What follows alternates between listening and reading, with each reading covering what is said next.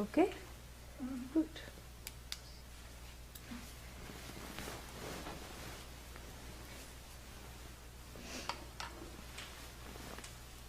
ॐ भद्रं कर्णेभिः शृणुयामदेवाः भद्रं पश्येम्माक्षभिर्यजत्राः स्थिरैरङ्गैस्तुष्टुवागुंसस्तनूभिः व्यशेमदेवहितं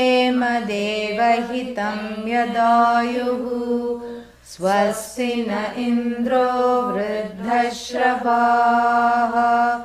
स्वस्ति नः पूषा विश्ववेदाः स्वस्ति नस्तार्क्ष्यो अरिष्टनेमिः स्वस्ति नो बृहस्पतिर्दधातु ॐ शान्ति शान्ति शान्तिः ॐ सहना भवतु सहनौ भुनक्तु सह वीर्यं करवावहै तेजस्विनावधीतमस्तु मा विद्विषावहै ॐ शान्ति शान्ति शान्तिः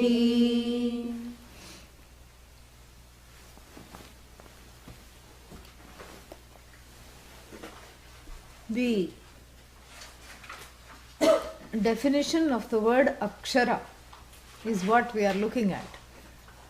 Kshara means that which declines. In all ways. Strength declines, everything declines. Here we are talking of the only thing that doesn't decline, because of which I am able to observe all decline.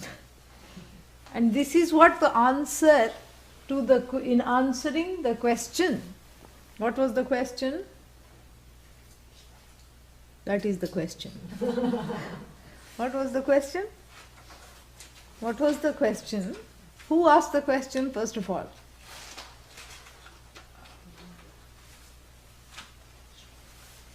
Huh? Shaunaka. Okay, yeah, Shaunaka. And he is the student or the teacher? Student. Abba, thank you. And he is the student. And then, what's the name of the teacher? Huh? The original teacher. Shaunaka had a different teacher. Yeah. Of course, the teacher of teachers, Brahmaji, from whom the lineage came, correct. But Angiras, okay? Yeah, and Angiras, in response to Shaunaka's question, what was Shaunaka's question? Because if we forget that, then this answer will not make much sense. Yeah. So we have to go back and remember his question, because it was a beautifully worded question. Knowing which one thing.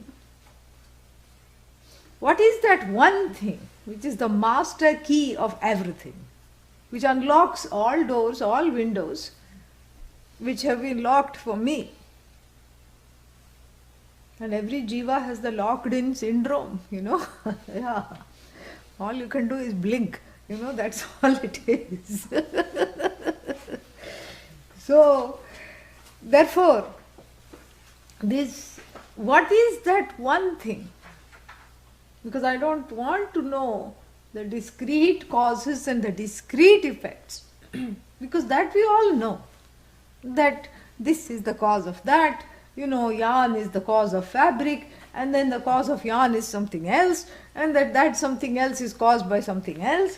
But there seems to be a skein, a thread in the whole universe that is palpable, that is sensed, but I cannot have a handle on it.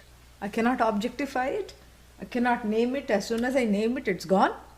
And I can, if I focus on the form, I lose the content, and the content seems to be somehow sensed. There seems to be this sense of oneness that everyone is striving for. See, all this was, all this is part of that question. And it appears that we have forgotten the question, so I'm backtracking a little bit. So, this oneness that I sense, where is it? Because you cannot say oneness is around me and I am separate from that oneness, because what happens to the oneness? It becomes two-ness at the very minimum. It does not remain oneness. So if it's oneness, it should pervade me, it should include me. That much I have to understand. And so therefore, what is this thing that I sense? Is there such a thing? So in that question it was a very packed, loaded question. Is there such a thing, knowing which everything is known? If there is such a thing, what is that thing, knowing which everything is known? It was a very packed question, and the answer was no less packed. Packed question deserves a packed answer, so that the student is sent packing, because there's nothing more to say. It's all there. It's all there in the answer, there's nothing more to say. Every other mantra in the Upanishad is an expose of that answer. There's nothing more to say. It was the final question for which it deserved a final answer. And all the doubts, vaguenesses, fears, tears went packing, There's nothing more to say. And in response to the student's question, the teacher, what's the teacher's name? Angiras. And what does Angiras say? Angiras says, well, this is a loaded question, and I will answer it in two ways. You asked for that one thing, but what will I tell you? You have to know two things. You have to know two things. One is the relative and the other is the absolute. The relative everyone knows. Why? Everyone has relatives. No. The relative means the finite. So the knowledge of the finite and the knowledge of the infinite, both are bodies of knowledge that have to be understood and have to be grasped, is the answer to the question. What is that one thing? Because to know that one thing, first I have to prepare. And the preparation is the first thing. The knowledge of the finite prepares me to greet the infinite as none other than myself. So the preparation is 9/10 of this business, really. Otherwise, Vedanta is a monosyllabic teaching. Om, finished. Nothing more to say. Om, final word. And to explain that one Om, we have pages of the Mundakopanishad, the Mandukya, and then we have what is called Karika, further exposition, ancient exposition. So just to explain that, so that one can be at home with Om, that's it. One word, Om. It includes everything. It includes the entire teaching. And similarly, so therefore everything is concise and precise, and so too the student's question was very precise. And in response, what was precise? The teacher's answer was very precise. What is that one thing? It happens to be you. But we are talking of two yous. One is the yo-yo you, that wants to know, doesn't want to know, yes, no, maybe, who, what. This is the you, the full of doubts, fears, and focused on the relative. And then the ultimate, which is the you, which is not focused on the absolute, but is the absolute, is the ultimate. Both have to be known. Because without the first, The second is knowledge is useless. And so therefore, so the first body of knowledge was called, let's decide. Apara or para? Apara. Okay. Appa. Yes. And then the second body of knowledge was called para. Very easy. Yeah. If we have decided what is apara, para is easy. So what is apara? In fact, we were shocked. In fact, it's almost like Angiras, touched the paddles and said clear and gave CPR and gave a big jolt. What is apara? Everything that I know is apara, apara, apara, apara. Even the Vedas are apara. Apara means not absolute, finite. The knowledge of the finite, even the Vedas are finite. Oh my God! I thought the Vedas, which expound the infinite, they have some chance. No. They are just heaps of words. Words are, apara. Every form that you encounter is apara, apara, apara, apara, apara, apara. All bodies of knowledge. That all disciplines of knowledge, all bodies of knowledge, apara, apara, apara, apara, apara, apara, apara, apara, apara, apara. And then of course, then what is this para? And what was the answer given? Huh? Go back. I have time. Yeah.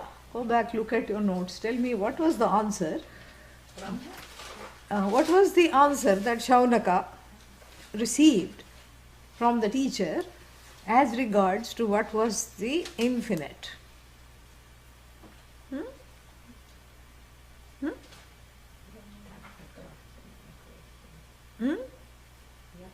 Even before that, one sentence answer he received. What was that answer he received? That all pervasive I is the creator of all the five elements. No, now we are studying all that. Go way back. Yeah, you are talking of the teacher-student thing. Like I said, I have time. Yeah. So go way back and tell me. What was the answer that Shaunaka received from the teacher to his question? Yeah. What is para? He received, first he was told what is apara. That is everything that he knows is apara. And what is para? Yaya, by that knowledge, yaya, by which aksharam adhigamyate, that the undeclinable one, the indeclinable one is understood. As yourself, you are the only thing that is indeclinable. And you are the one that is understood, by which vritti, yeah, so that is correct, what was written here in online, by which mental modification, by which thought process that happens in the mind, but not by the mind. This is a very important distinction. The mind is the place of cognition. In fact, it's the place of recognition, correct? Yeah. So the vritti that takes place in the mind, but the mind is not the agent of which thought. The thought happens, is lit up in the mind. And also you are not in form of a thought. You are the one that is always there. Because if you were in the form of a thought, you would be born, you would be, and you would be gone before I could say I am. You are not in the form of a thought that is generated by the mind. Do you see the difference? So then what is the role of the thought process here? You are that infinite consciousness which is self-aware. And what is the role of the mind? It simply lights up what is there. That's all it is. It lights up that cognition, that original cognition. That's why every time I say I am, it's a recognition, it's a recognition. That's why. Because the original understanding is not in the form of a thought. It simply is. It is the basis for all thoughts to come and go. It is the observer of thoughts. You are the observer of thoughts. That's why you are not dependent on a thought. Thought is mithya. You are satyam. So don't say that self-knowledge comes in the form of a wafting thought. No. No. So therefore we have to be very clear that this is a process. The process of recognition of that consciousness on which everything depends is what? That which is self-aware, is that process is just in the form of it being lit up in the place where everything is lit up. What is the job of the mind? To keep cognizing things. So it also cognizes that which exists. That's all. Poor thing, it doesn't know the difference. Because it doesn't know the difference between Nama Rupa and the original thing. So it cognizes everything as existent. Yeah. So that's why one feels, okay, I'm competing with a flower. I have only time to know the flower or to know myself. And right now the flower seems to be more important for some vague reason. And this is why the mind is muddied. And that's why the first body of knowledge about priorities, about keeping everything in place, about prioritizing this knowledge, the need to have a preparation is all emphasized. In fact, that's what I said. This is a packed answer that sends everybody packing because there's nothing more to say. It's the ultimate.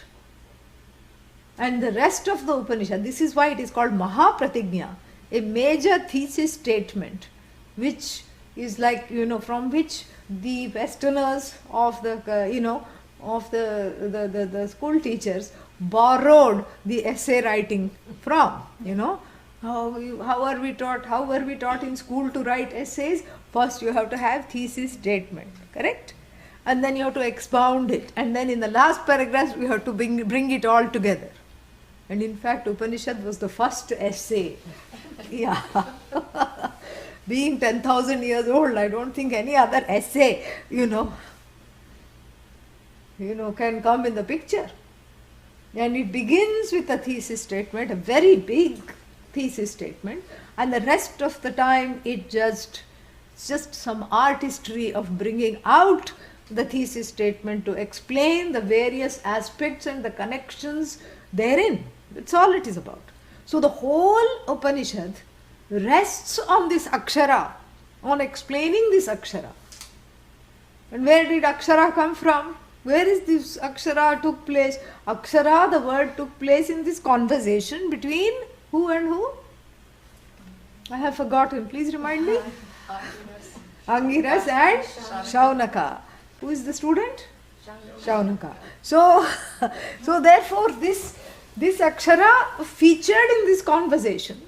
And Akshara is you, non-different from you. Akshara means that which is not subject to Kshara, which is decline.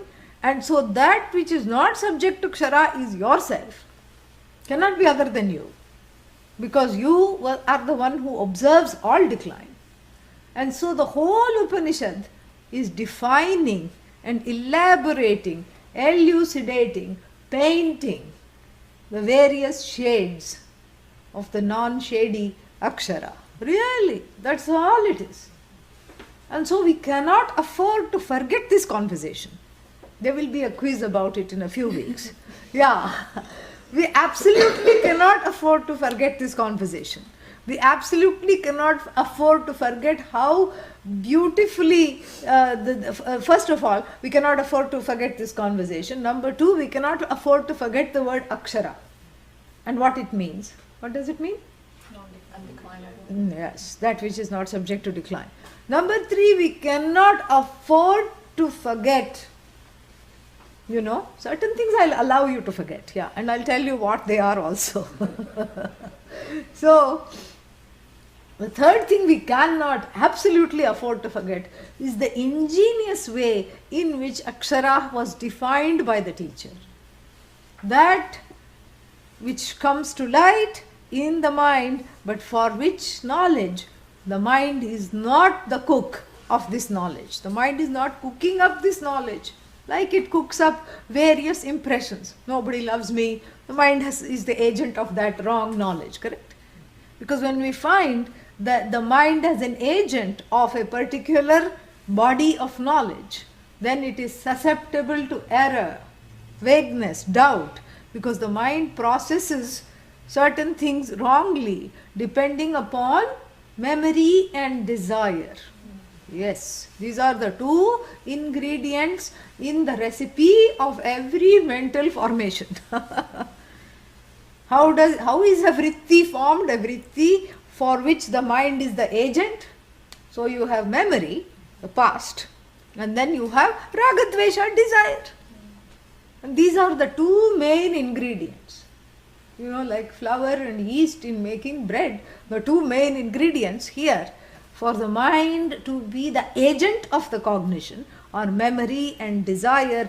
Everything is filtered. The whole world of names and forms is filtered through my own impressions based on memories and desires, really. And those memories, you don't even remember them, but they have a strong influence in everything that you go towards and everything that you run away from. This is what it is. So whenever the mind is an agent of knowledge, the memory, of course, being shaky, because this happened when the fellow was 2 years old, don't remember anything except some vague impression. This situation looks dangerous. That's the thing, you know. Because accidentally the child was locked up in one cupboard. It happened here also after one month course. There was a child that was running around, you know. And then the mother was very carefree, and we had a valedictory ceremony. Yeah, you were all there, remember. We had a valedictory ceremony, lot of Indians came and the children chanted. So the child was present during the chanting, and then after that somehow disappeared, and the mother said, I hear him through the walls, but I don't know where he is. So it turns out that right in this very place, he went and hid behind in that little closet, under the stairway, because it had some toys there. So that's what attracted him. And then he was crying, and in between he was a sensible fellow, and he thought that there were some toys in between. He was playing, in between he was crying. So the mother had this vague sense that some voice of the child was coming through the walls. A very small fellow, maybe 3. And of course, when he is 23, he is not going to remember this. But he may retain, we don't know if he will, but he may retain fear of enclosed and dark spaces coming from this traumatic experience. Correct? So he may retain. But he won't remember, oh, here I was at some stupid, function, and then the mother neglected me, and the mother, did not see me go into the closet, and I was too small to reach the handle to open it from inside. He won't remember all that. He may not remember the specifics, but some general distaste for enclosed spaces. You see, this is the thing of memory. So you see, the memory has such a powerful effect. So the mind is flawed whenever it is the agent of knowledge. Not always, but most of the time, unless one has worked on the mind, it has a tendency to come to wrong impressions based on this memory and based on desires. So the memory is a very powerful agent here that is messing, that is affecting the way I know something. Desire is another powerful agent, very powerful, because based on that, which attracts, which pushes me away from certain things. These are very important things. So whenever the mind is an agent of knowledge, we have to make sure that we have queried into this memory and desire. And is it possible to completely suspend the two? Perhaps after a lot of work, but generally no. There is some shade of subjectivity that this knowledge has, or any knowledge that is produced by the mind. And if the knowledge of akshara, what is akshara? Quick. Yeah. If the knowledge of akshara is likewise affected by memory and desire, And if the knowledge of Akshara is produced by the mind, then it is also subject to subjectivity. That is why we don't say that Akshara is a thought that happens, that is an agent, that is for which the mind is an agent. You are not a product of thought, because Akshara is you. Then what am I? You are the agent of thought. You are the thinker, and you are not separate from the object, but you are never objectified. You pervade the object, but the object does not pervade you. This distinction has to be understood. You pervade all objects. That's why you can objectify everything. The objects being dependent upon that consciousness which is Akshara, which is you, the object does not pervade you, the subject. So here the knowledge of Akshara is merely lit up in the mind, because the same faculty, mind here means buddhi, that same buddhi, see, we don't have two buddhis, even though sometimes it feels like split buddhi. There is only one buddhi, correct? Yeah. There are no two buddhis. Don't look at me doubtfully. Just say yes. Certain things you have to say yes so we can go on. Yeah. Buddhi means the place of cognition. Mind also same thing. So unfortunately, there is only one buddhi in which both the relative and the absolute are cognized. And that's why there is mix-up between the relative and the absolute. And the buddhi, not being very bright, takes the relative for the absolute, and because again of memory and desire, the subjectivity. And then again, not being very bright, takes the absolute to be relative. Oh, I'm about to die, but you are not subject to death. Oh, body is me, woe is me. This is what is called Dehatma Buddhi. Dehoham. Deha eva Atma. Dehatma. This is Dehatma Buddhi. The body is myself alone. This is a problem. This is a wrong understanding, wrong identification. So the same Buddhi is responsible for lighting up the relative and then cognizing the absolute, which is what? Which is not really lighting, which is lighting up the buddhi. Very interesting. So the same place, the objects of cognition are recognized, and the same place, the subject of cognition, which is not subject to objectification, is also recognized. That is why this mix-up is there. One is called Kshara, the other is Akshara. The Kshara is subject to all kinds of, problems. The cognition of Kshara is subject to problems connected to memory and desire, has shades of my own subjectivity. But Akshara is free of subjectivity because it simply is, and it is I, and it has to be recognized as such, for which I need the background knowledge of Aparavidya to ready myself to greet, to meet this cognition as the truth of myself. Okay? So this whole answers in every verse, especially that which we encounter in this particular khanda. Khanda means this portion.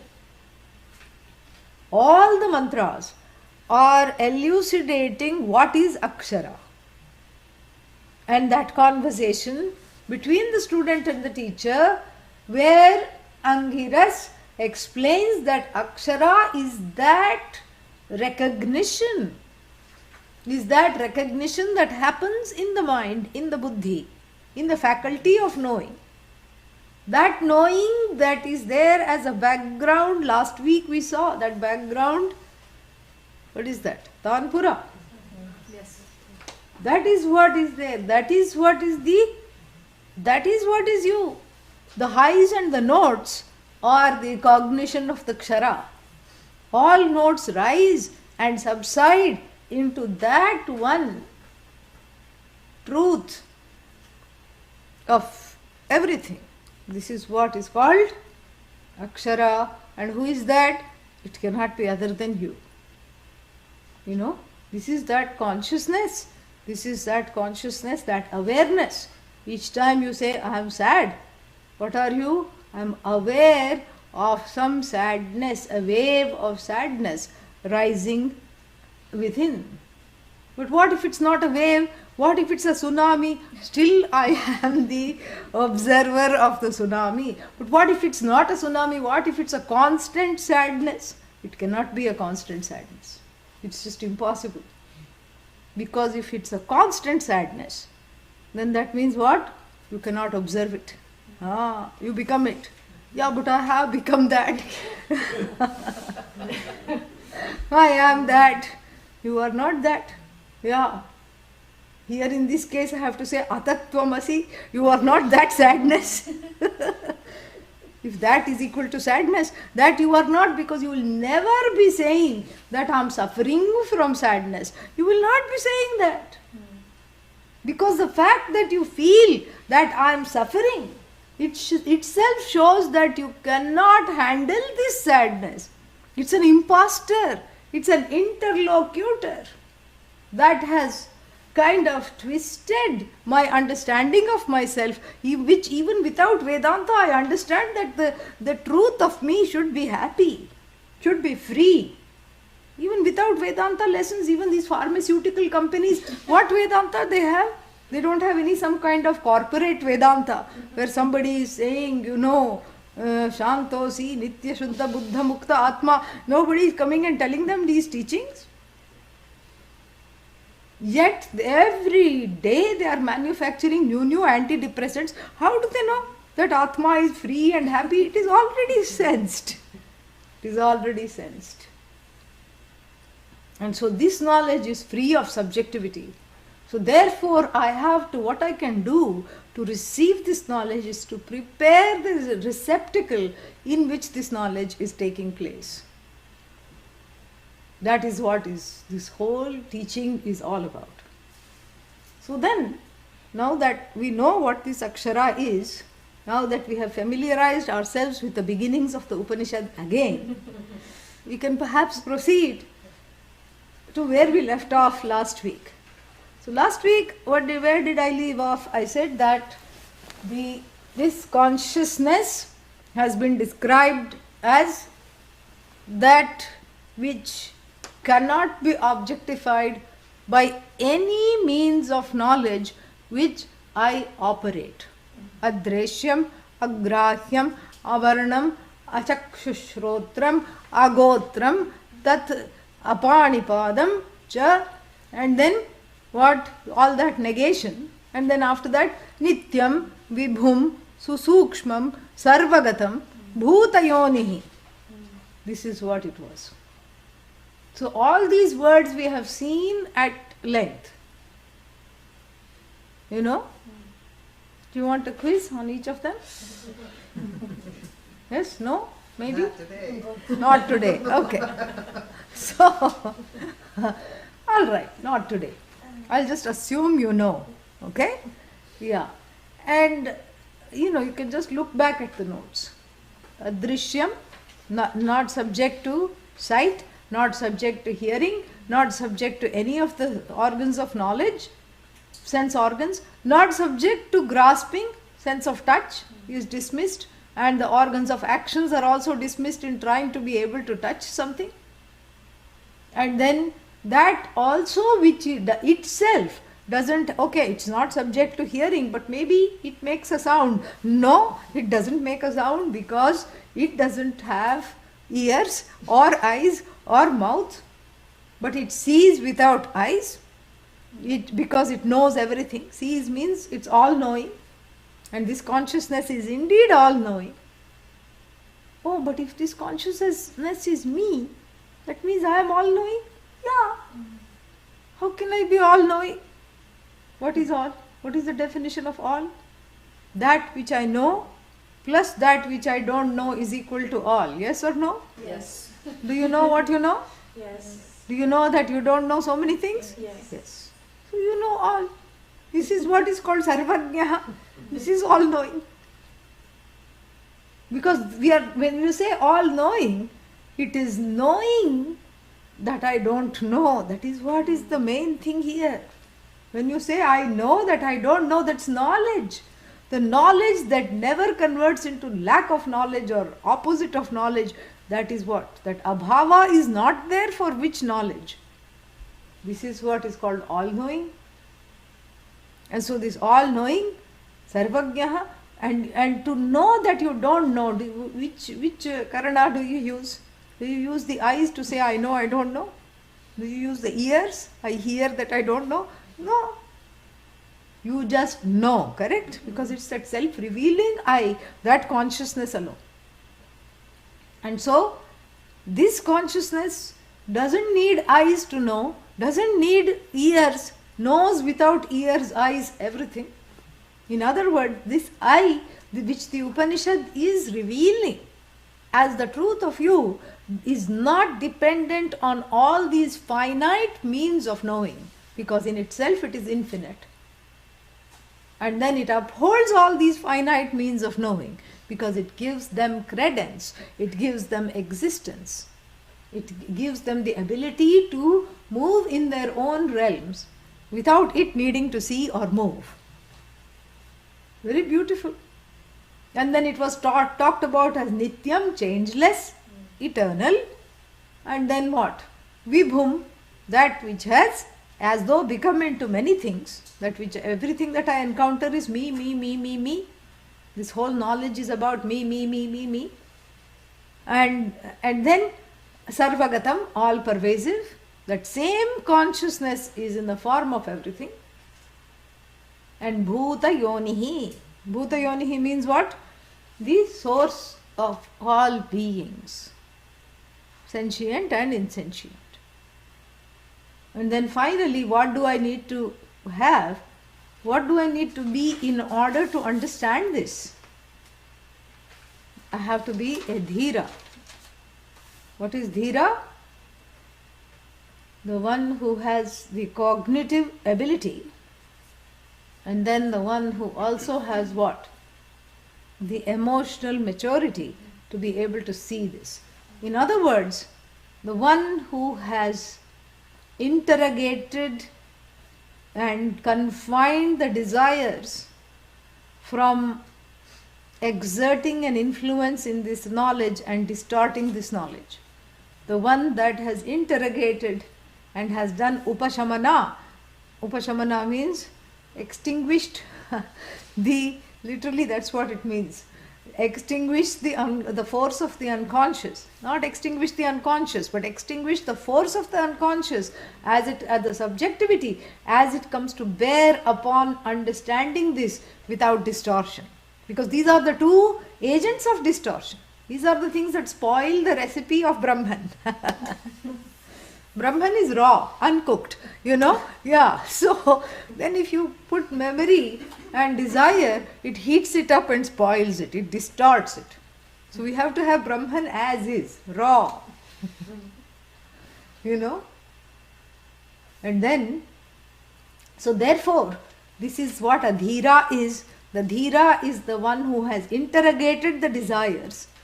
First you interrogate, and then you gate the desires. First you interrogate, you question how, and you see how the desires might be distorting my perception of this knowledge. And then you gate them, make them into a gated community, so that they are there by themselves. They feel special, but they are tethered, like goats. You put them in one place so that they just are there, confined. Otherwise, they'll just go everywhere. If you're like cattle, goat, etc., you just confine them because the desires are wild, And then after you interrogate and you gate them, then finally you negate them. Yeah, that is the ultimate. So this is what you do to the desires, and what do you do to the memory? What you do is you heal it through various. That's why the knowledge of the relative is important. Bhoga, yoga, everything comes into the picture. Because the body also carries those memories at a very cellular level. Any hurt, any fear is just locked in. That's how the body becomes a breeding ground of disease sometimes. Because those old something is, not interrogated. That's why certain places are sensitive. Maybe one had fallen when one was small and one doesn't remember it. And even though the physical fall has healed completely, the cellular level, because each cell is Brahman, each cell is that consciousness, it retains on the relative level that memory of that little hurt. Maybe the child fell off the bicycle or something like that. And the whole life, there is certain portion in the knees or ankles which are always weak, always catch, always get hurt first. You see? So this is what is the memory based kind of a thing. So that is what is the unconscious, and then that unconscious has to be healed by first of all safely releasing the memories. Like even the pressure cooker releases the pressure. Doesn't explode, doesn't make somebody else the target of of anger, fear, etc., which is so which safely under certain confined locations releases, vents out the memories, ventilates them, lets all the noxious fumes go out and renders them not harmful. So they are just a vague memory without really casting a pall on this knowledge. This is what it takes, and this is what the emotional maturity takes.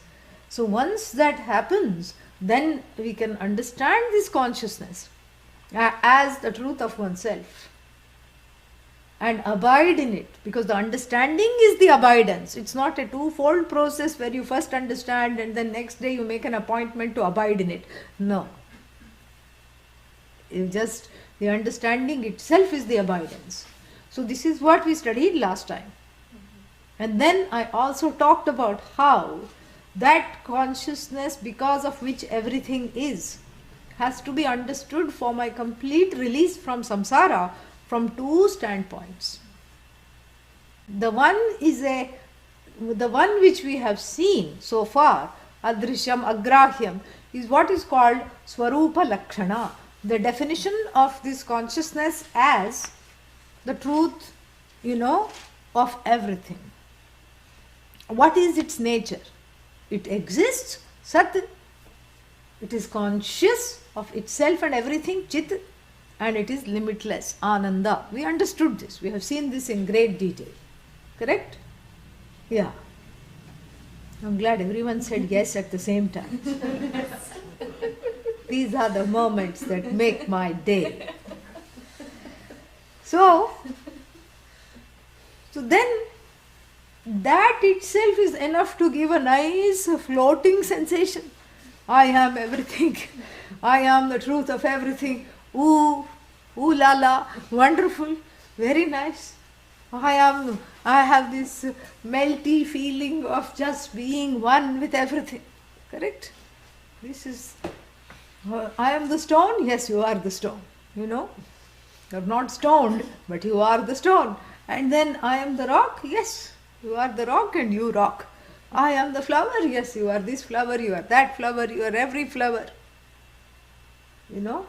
Oh, this is wonderful. I am everything that I see.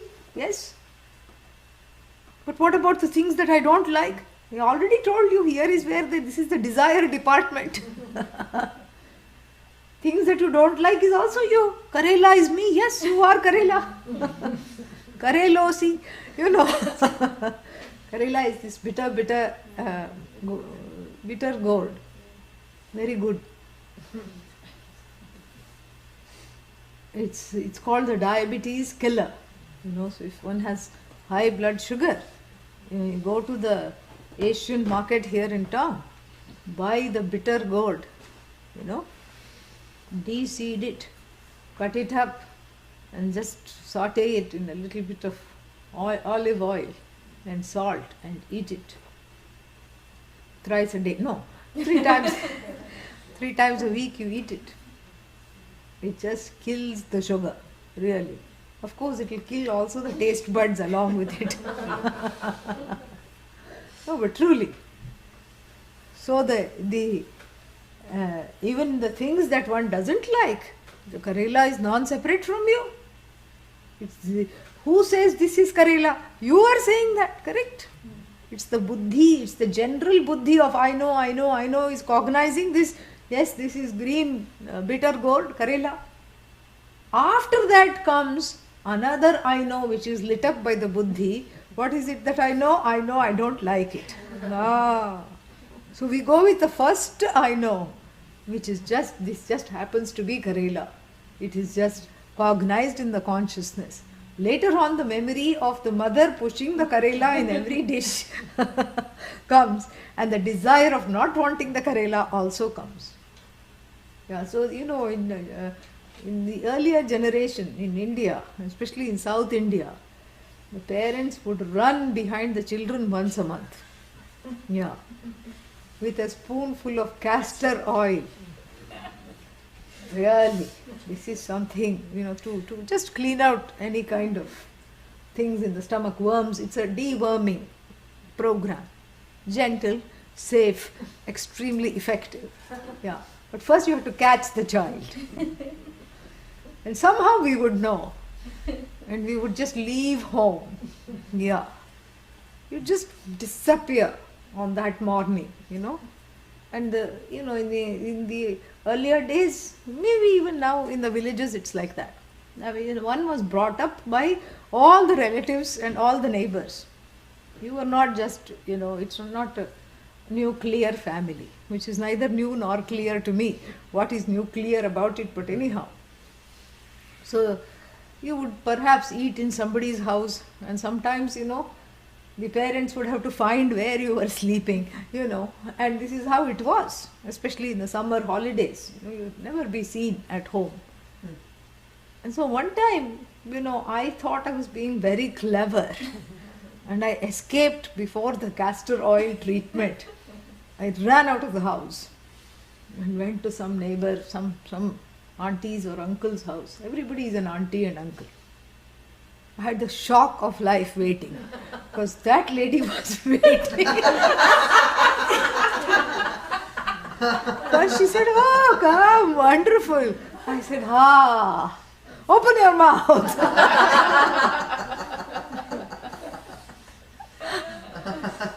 This is the problem. When the village raises the whole child, this is the problem. Yeah, that moment of shock, I was totally unprepared for that. Yeah. So this is some of the hazards of, what is that? Castor oil treatment, that you could not escape it no matter where you went. It is kind of like Brahman. Wherever you go, there it is. So castor oil is also Brahman, yes.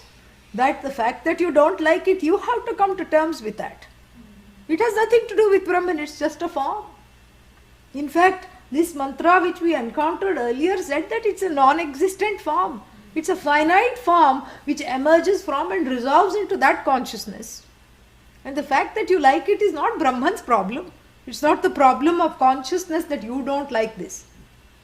Whose problem it is? It is my own problem that it's casting a veil, a pall. What does a casting a pall mean? The fact that I'm appalled by it is something I have to come to terms with it. I have to reckon with this. It's not Brahman's problem. Brahman is just what is, everything is Brahman. And like I said, it gives this airy, fairy feeling, oh, I'm on top of the world and everything comes out of me. Wonderful. Everything is sustained by me. Great. Everything resolves into me. Why? Except my karma. My karma is not resolving into me. And suddenly, even as one is saying this, I'm on top of the world, suddenly one gets a catch in the back. The very act of putting the hands up. Sudden catch is there. And I did not see this catch coming. Correct? And so many things catch me like this catch me unawares, like the castor oil, like the catch, like so many things. In fact, everything has a catch. And those catches are only there for who? For my life. The neighbor is catchless. I cannot catch him to tell him don't make so much noise. I cannot sleep at night. And neither seems to be neither is the fact. It also appears that the neighbor is not caught by anything. It appears that the samsara has been cooked up just for me. Everybody else is samsara less. Yeah, I am, in this vat of samsara, trying to swim, but mostly it is glub, glub, glub. Famous last words, I am just succumbing to samsara. But if I look around, everybody is happy. Everybody is doing wonderful things. Everybody is achieving something. And more than anything, everybody seems to know their place and their purpose in life. Everybody is going along in a dandy way. And me, I am at best like a dandelion. Foo, if you go, I blow off. I am become as though non-existent. So this airy, fairy feeling, what happened to it? Not so airy. Yeah, now it is resembling a lead balloon. And not so fairy either. I don't feel like I have a magic wand and I can touch and make things happen. So therefore what? There is something else to be known. There is something else.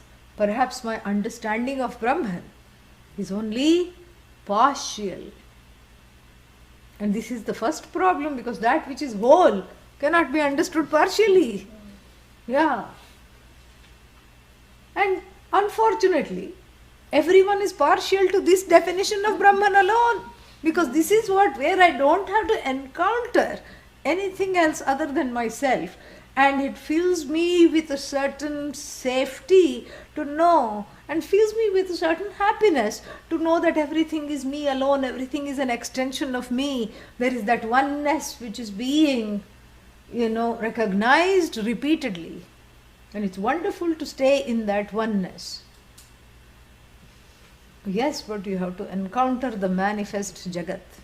Correct? Yeah. What is Jagat? The universe. Yeah. The universe which starts with the syllable you. Yeah. You have to make terms with this universe which has you in it. And what is this you? It seems to be completely different from the Brahman I just studied.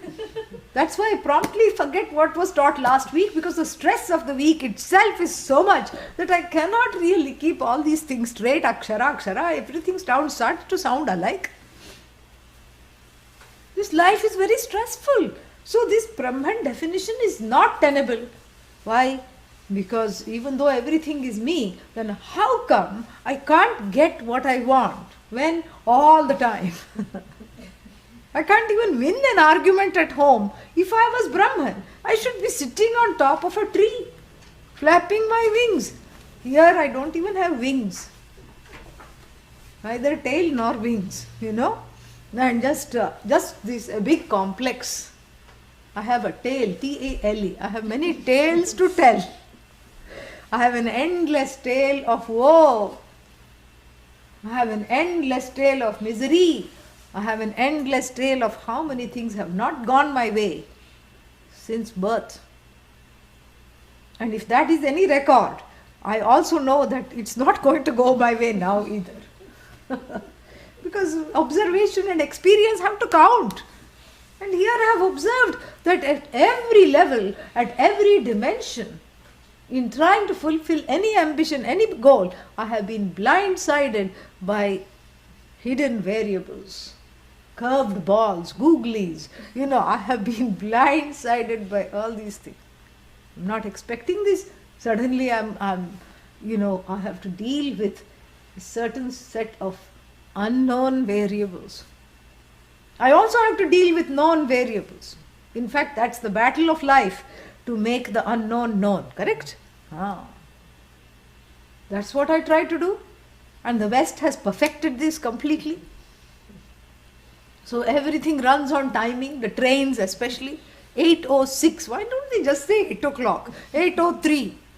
Yeah, somebody asked me, when are you getting in? I said 11:27. Because that's what the airline said. Say 11:20 or say 11:30. What is this 11:27.5? I mean, how? But this is an aura of precision. And each time the airline says 11:27, the stupid jiva feels, oh, somebody is in charge. How nice that they know that exactly at 11:27 I'm going to land. Abba, thank God. This is a spoof. You're falling for it. Repeatedly. Because it's not just one time. Repeatedly one is fooled by these kinds of statements in the West. So it lulls one into a kind of a complacency that is not there. So everything has to be orderly.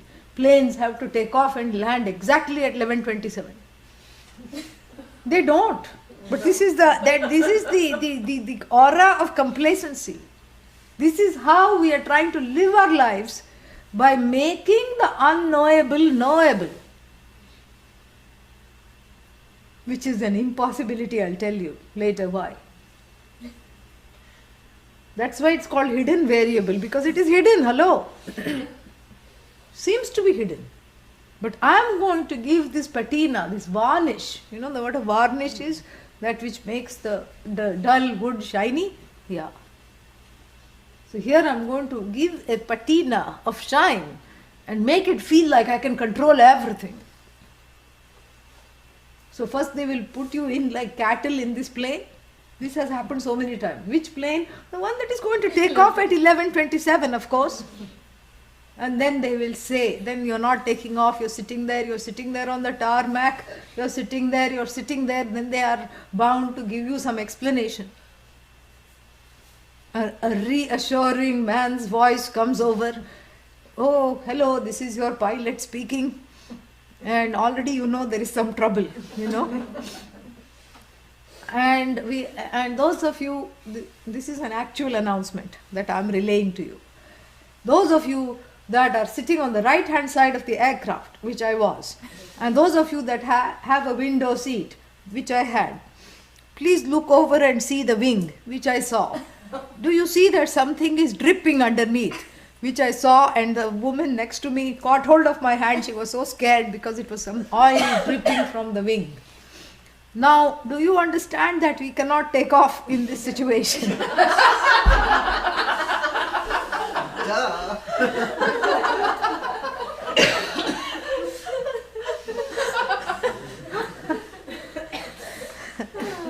So therefore, we have called the mechanics another reassuring, we are in control.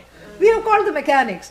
However, they are tied up because another plane on the other side of the runway, has been intercepted by wild eagles, and therefore that requires more of a this thing that is higher priority.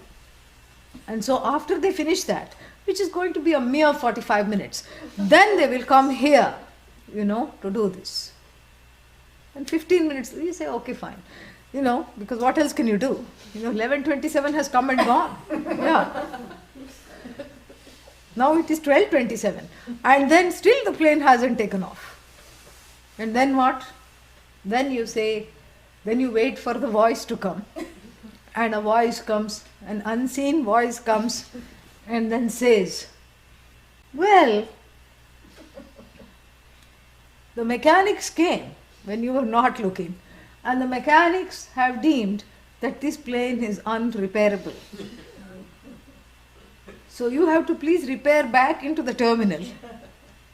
And plus retain your boarding card, because we'll have another flight come. It's on its way. And where are you? You are in Eugene. This is on its way from Atlanta. In fact, it's about to take off. It's not yet taken off. So how long does it need to go from Atlanta to here? So many hours. Or even Salt Lake, if you want to make it more. It's here from Salt Lake. It's going to come. But you have to take this with a grain of salt, because it hasn't yet taken off from Salt Lake. So it cannot come. That's why, the woman who clutched my arm, I told her, I said, Delta is an acronym for don't ever leave the airport. That's what it is. That's all it is. Yeah. So you cannot even control this 1127 business. You think that you are very smart and you feel like you have controlled it. It's a spoof. This whole time is a spoof. Space is a spoof. You look at any office, all these cubicles which have this illusion of safety where everyone can eavesdrop on every conversation and Facebook update. It's a spoof. It's a spoof. The fence that you have around the house which you think is going to protect you and demarcate you from your neighbors, it's a spoof. It's all a spoof. Space is a spoof, time is a spoof. And suddenly this Brahman who attended the last class and had this airy, fairy feeling has come down with a thud, because most of the variables, that I, which is this I, this walking, talking, moving I, this moving Brahman, the embodied Brahman, seems to be operating on an entirely different set of rules than the disembodied Sarvagatam Susukshmam, Brahman. That Brahman and this Brahman, how can you say it's the same? Because the rules that I am playing with in the universe seems to only apply to the embodied ones and not to Brahman. So how can you say I am Brahman? How indeed? We'll see after the break. Om Purnamadav Purnamidam Purnat Purnamudachyate Purnasya Purnamadaya Purnamevavashishyate. Om Shanti Shanti Shanti. Harihi Om Shri Gurubhyo Namaha. Harihi Om. We'll come back in 15 minutes.